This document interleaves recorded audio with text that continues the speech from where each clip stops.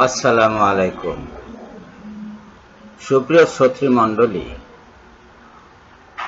এখানে আমরা যাদেরকে দেখছি এরা প্রত্যেকেই দাবি করছে যে ওনারা কোরআনের উপরে সবাই গবেষণা করছেন, এবং ওনাদের ভক্তরা যখনই আমাদের বিরুদ্ধে শোনেন তখন বলে যে আপনার মতো লোক 100 বছর কোরআন নিয়ে সাধনা করলেও সজাল হোসেনের মতো কিংবা মাহবুব যশোরের মতো অথবা মুরাদ বিন আমজাদের মতো অথবা আবু সাইদ খানের মতো, এদের নাম আমি জানি না, মুজিয়ান মুসলিম আছে, এই লোক এদের নাম আমি জানি না, এনাদের মতো আমরা হতে পারবো না। এখন আমাদের কি শিক্ষাগত যোগ্যতা আছে সেটা ওই কমেন্টকারীরা জানে না, ওনাদের ভক্তরা সেটা জানে না, না জেনে এই মন্তব্যটা করছে। এখন আমাদের প্রশ্ন হলো যে ওনাদের এই গবেষণার যোগ্যতা আছে কিনা। ওনাদের কথাবার্তা, আমল আখলাক দেখে আমরা স্থির ধারণায় পৌঁছেছি যে এদের কারোরই কোরআনের উপরে কোনো ডিগ্রি নেই, কোনো প্রাতিষ্ঠানিক শিক্ষা নেই। কোরআন কিনেছে, বাজার থেকে কোরআন কিনেছে, কেউ তাফসির পড়েছে, কেউ বাংলা অনুবাদ পড়েছে, কেউ ইংরেজি অনুবাদ পড়েছে, সাথে আরবিটা কেউ তুতলিয়ে কেউ ভালোভাবে শিখে নিয়েছে, মনে করছে ওনারা কোরআন শিখে ফেলেছে। এখন যাই বলেন ওনারা সবকিছু গবেষণা হয়ে যাচ্ছে। কিন্তু একটা কথা আপনাদের নিশ্চয়ই জানা আছে, কোন বিষয়ের উপরে গবেষণা করতে হলে ওই বিষয়ে কমপক্ষে একটি মাস্টার্স ডিগ্রি থাকার দরকার হয়। অনার্স থাকলে ভালো হয়, অনার্স মাস্টার্স থাকতে হয় ওই বিষয়টির উপরে, তারপরে তাকে গবেষণার অনুমতি দেওয়া হয়। এ হলো বিশ্ববিদ্যালয়গুলো। বিশ্ববিদ্যালয়ের বাইরে যে সমস্ত গবেষণার প্রতিষ্ঠান আছে তাদের ক্ষেত্রে ওই একই নিয়ম, কমপক্ষে একটি মাস্টার্স ডিগ্রি থাকতে হয় ওই বিষয়টির উপরে।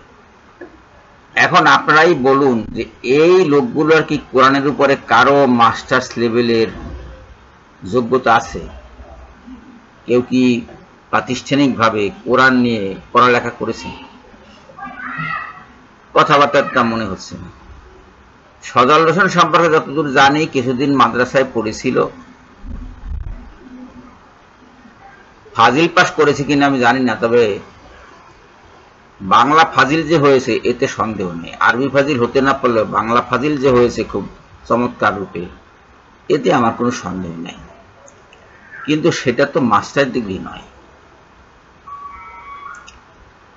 এরা সবাই বাংলা লাইনে শিক্ষিত, বাংলা লাইনে শিক্ষিত।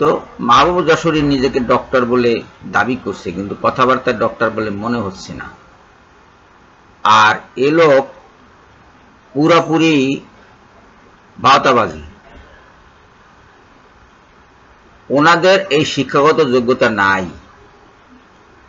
গবেষণা প্রতিষ্ঠান যদি আজকে কোরআনের উপরে গবেষণার জন্য দরখাস্ত আহ্বান করে, তাহলে এখানে যারা উপস্থিত আছে বা এদের যারা শিষ্য, এদের যারা চেলা চামুন্ডা আছে, কিংবা এদের মতো আরো যারা ওস্তাদ শ্রেণীর লোক আছে, তারা কেউই ওই প্রতিষ্ঠানে কোরআনের উপরে গবেষণার জন্য দরখাস্ত করতে পারবে না, দরখাস্ত করার যোগ্যতা নাই।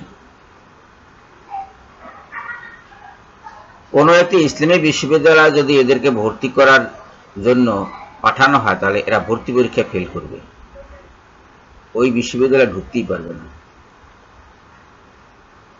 এরা এই সজাল হোসেন মার্কেটিং স্পেশালিস্ট, মার্কেটিং এ তার যথেষ্ট দক্ষতা আছে এবং মার্কেটিং ভালোই করছে। কোরআনকে মার্কেটিং এর একটা বিষয় বানিয়ে ভালোই বইয়ের ব্যবসা করছে, চলছে তার বই দেদাস। এরাও খোঁজ নিলে দেখা যাবে যে এরাও কোনো অফিসে চাকরি করছে অথবা কোনো প্রতিষ্ঠান খুলে বসেছে, নিজেই হয়তো মালিক, ব্যবসা বাণিজ্য করে খাচ্ছে। মার্কেটিং স্পেশালিস্ট সবাই, কিন্তু কোরআনের উপরে শিক্ষাগত যোগ্যতা এদের কারোরই নাই, প্রাতিষ্ঠানিক শিক্ষা কারোরই নাই। আর এই লোকগুলার কথার উপর নির্ভর করে হাজার হাজার মানুষ আজকে ঈমান হারাচ্ছে।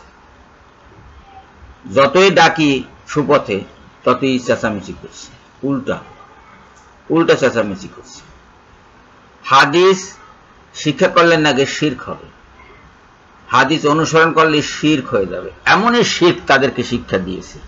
এই শিরক তো বাবা আমরা কোনো শিক্ষা প্রতিষ্ঠানে পাইনি, কোথাও পাইনি এই শিরকের ধারণা। ওনারা এই শিরকের ধারণা কোত্থেকে এই উদ্ভট ধারণাটি নিয়ে আসছে ওনারাই জানে।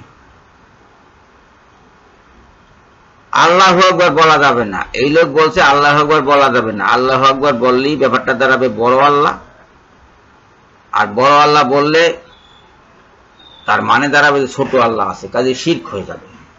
এখন আল্লাহু আকবার শব্দের অর্থ কি বড় আল্লাহ? তা তো না। আল্লাহ মহান, আল্লাহ দয়ালু যদি হতে পারে, তাতে যদি শিরক না হয়, তাতে যদি একজন নির্দয় আল্লাহ খাড়া না হয় বাইরে, তাহলে আল্লাহ মহান এই কথা বললে ছোট আল্লাহ খাড়া হবে কেন? জিনিসটা বোঝা গেল না। যখনই বলা হয় হাদিসের কথা তখনই বলে কোরআন বাদ দিয়ে হাদিস কেন শিখবো, কোরআন বাদ দিয়ে হাদিসের অনুসরণ করছেন আপনারা। আমরা তো কোরআন বাদ দেওয়ার কথা কখনো বলিনি, কোনো হাদিস গ্রন্থে কোরআন বাদ দেওয়ার কথা বলেনি। ওনারা নিজেদের মতো নিজেরা অনুবাদ করে নিচ্ছেন, আমরা যা বলি সেটা ওনারা অনুবাদ করছেন, অনুবাদ করে এইভাবে মেনে নিচ্ছেন। তা আমরা কোরআন বাদ দিয়ে হাদিস অনুসরণ করছি।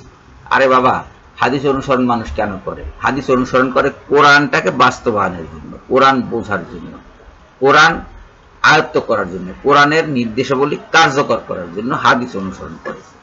তাতে হাদিস রসুলের হাদিস, বুখারীর হাদিস না, মুসলিম সাহেবের হাদিস না, ওনারা রেকর্ড কিপার মাত্র। এই জিনিসটাও তারা বোঝে না। এই লোকগুলা বলছে যে কোরআনের উপর ওনারা গবেষণা করছেন, পড়েছেন কোরআন, বাজার থেকে কোরআন একখানা কিনেছেন, কোরআনখানা কিনে সেখানে পড়ছেন। সেটা তো আমাদের ছেলেপেলেও পড়ছে না। কোরআন কি ওনারা পড়ছে আর সবাই পড়ছে না? গবেষণা হয়ে গেল, পড়লেই কি গবেষণা হয়ে যায়? এইটা খোঁজ নেন আপনারা। আমি জানি যে আপনারা অনেকেই আমার সাথে একমত হবেন না, আপনারা বলবেন যে ওনাদের শিক্ষাগত যোগ্যতা অনেক, ওনারা একজন এভারেস্টের চূড়ায় দাঁড়িয়ে আছে। হতে পারে, এভারেস্টের চূড়ায় দাঁড়িয়ে থাকতে পারে, কেউ কেউ কাঞ্চনজঙ্ঘার মতো উঁচু পর্যায়ের আলেম হতে পারে, কিন্তু সেটা আপনারা খোঁজ নেন আগে। খোঁজ নিয়ে দেখুন কার কি শিক্ষাগত যোগ্যতা আছে, তারপর এদের পিছনে আপনারা ছুটুন। ওইটা না জানা পর্যন্ত ছুটবেন না। আল্লাহ হাফেজ।